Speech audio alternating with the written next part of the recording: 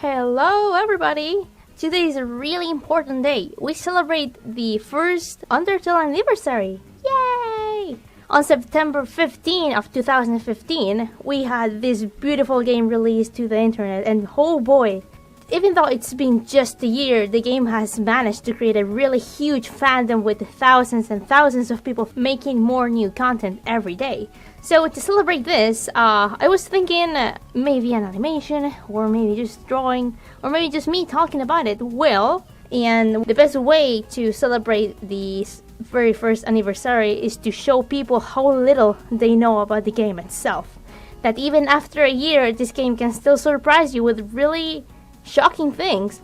As you can read in the title, yes, I am going to be having a theory here going on, but I want to point out that at least the first half of this video, it's not a theory at all. Like, the proofs me and my friend Beer have found, it's pretty much legit. Like, there's no way that someone can argue with that. I'll make sure to point out when the theory starts and when I stop saying facts here. So I am going to explain how Gaster created Flowey, and further on, probably the reset button.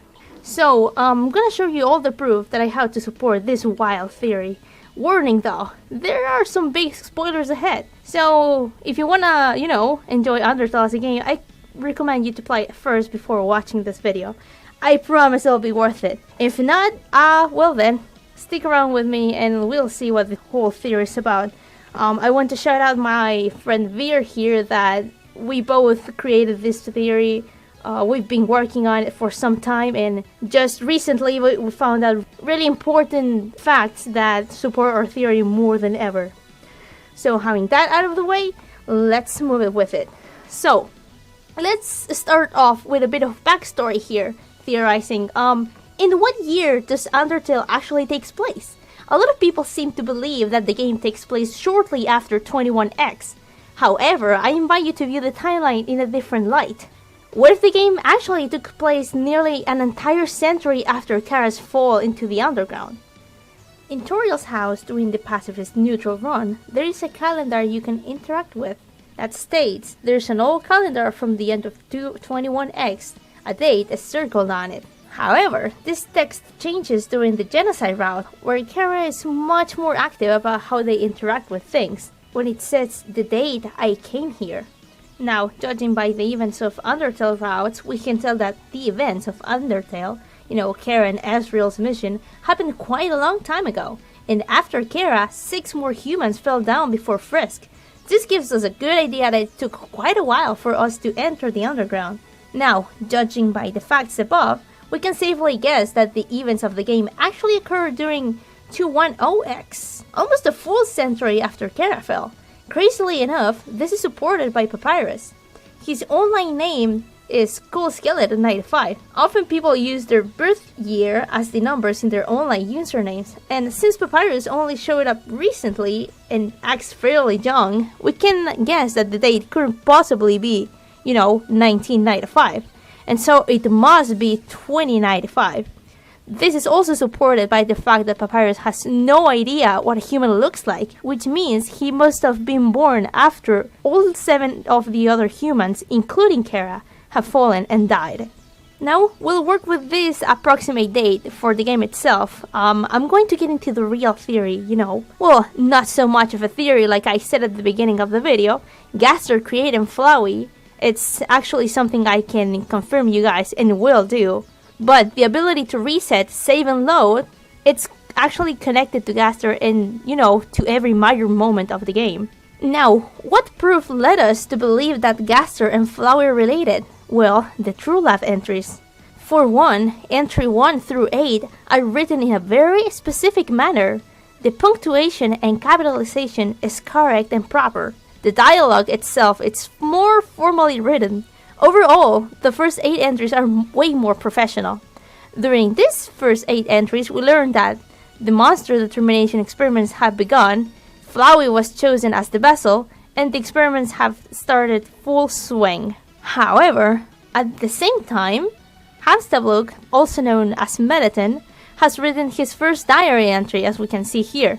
By getting the mystery key and going next to Nabstablook's house, we can find his diaries. In the first entry of Mettaton's diary, we can see that it's actually really sad that Sharon's sisters fell down, which is a way for monsters to say that they died. If we keep reading through Mettaton's entries until we reach number 6, we can see that only then Alphys comes up with the idea to make Mettaton his robot body. And here, it's suspected that she made Mettaton to impress Asgore, as well as give her, her friend a body, as Caddy and Brady states next to the Mettaton hotel.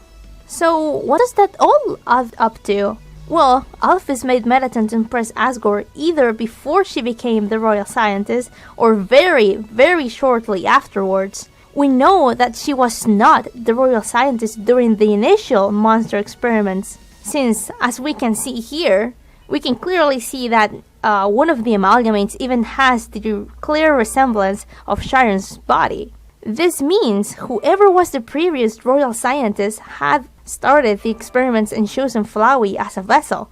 And who could that be? It was Dr. W.D. Gaster. Further proof is that Gaster will know who Toriel is. Here, as we can see in entry 8, it clearly says before the queen left. Alphys has no idea who Toriel is in the end of a pacifist route. She even confuses her as a second Asgore. One thing I forgot to mention earlier is that, as we know, the golden flowers appeared when Kara and Azrael died. And considering the time that these entries were written, we're talking about someone who was there before Kara died, and that actually knew Asgore's garden before all these flowers even began to grow. So there's no way that Alphys could have known which one was the first flower, only someone who was there when it actually happened. So now, we've proven that Gaster started the experiments on Flowey. Alphys, of course, made a part in it, but Gaster chose the vessel covered in Azrael's dust. This is where the theory gets a little wild. Now, we know Gaster disappears after True Lab entry number 8. The writing style dramatically changes from entries 9 to 13. Just by having a small comparison between one of these entries, you can clearly tell that this was not an accident, that the entries were written this way for a reason. Now, in entry number 11, we can confirm that Alphys is the author. This one shows that Mettaton has a relationship with the author of the entry, proof that this style of writing is done by Alphys. However, entry 14 and 15 are written differently than either 1 to 8 or 9 to 13. It is my belief that the author of these two entries is none other than Sans.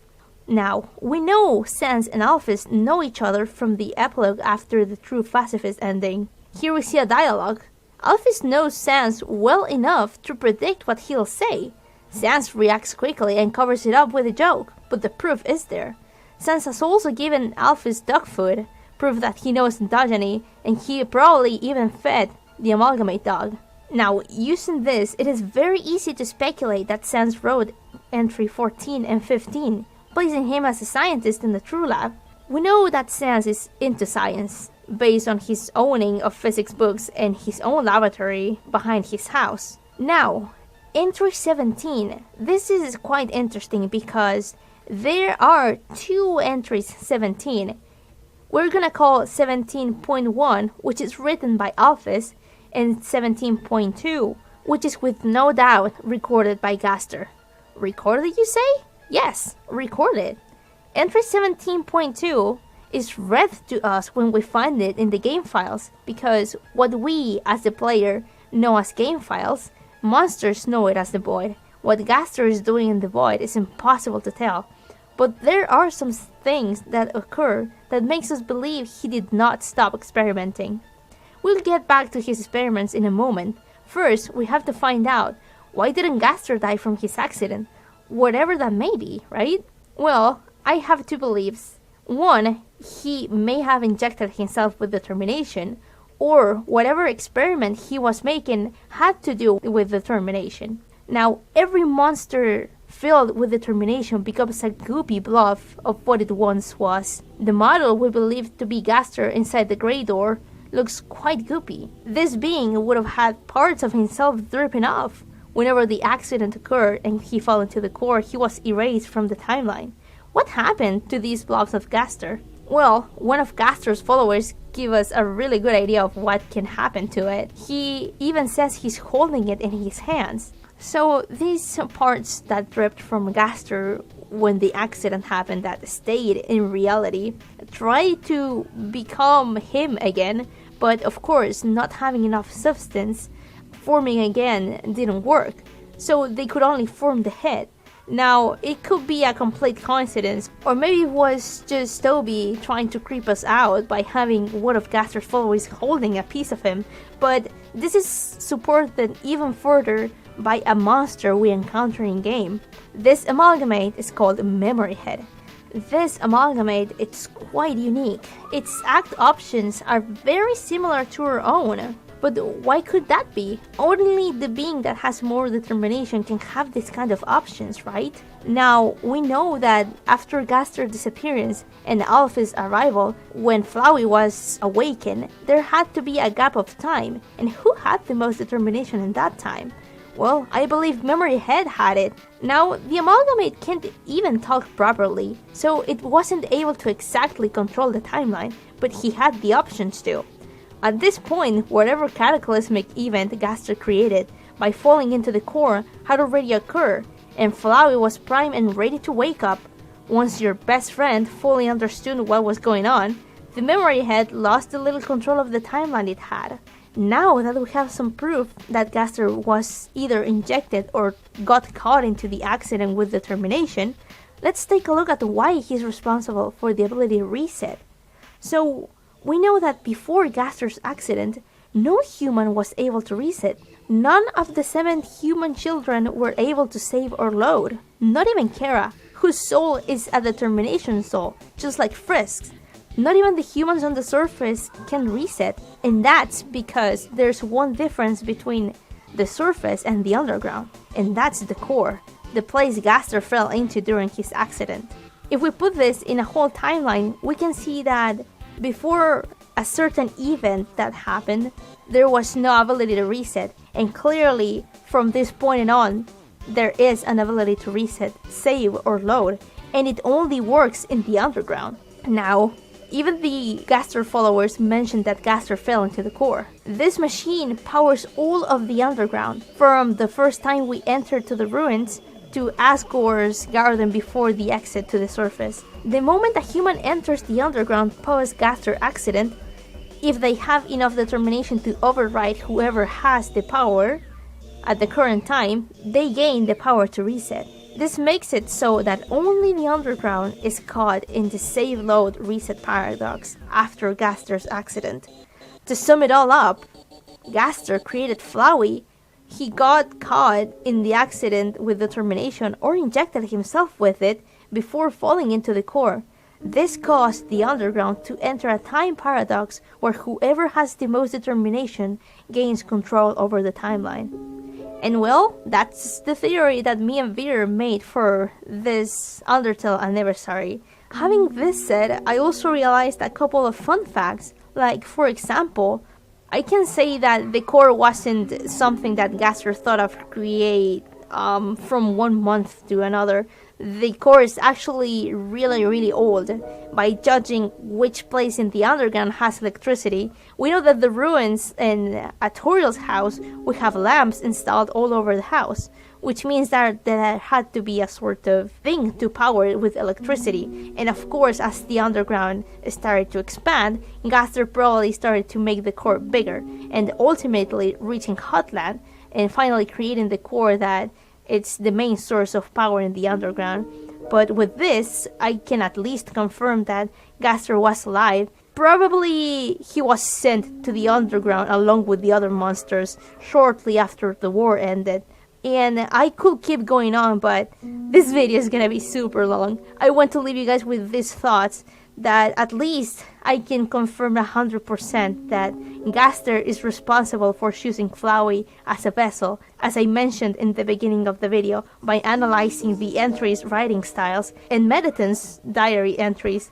Now, what is theory, of course, is that he is responsible for the creation of the reset button, but this just makes a lot of sense because it is a fact that none of the children could reset before something happened, and then whatever happened made the underground, and only the underground, work with this determination time paradox. This is really interesting. I hope that you guys enjoyed the video. I love Undertale so much, as you can see.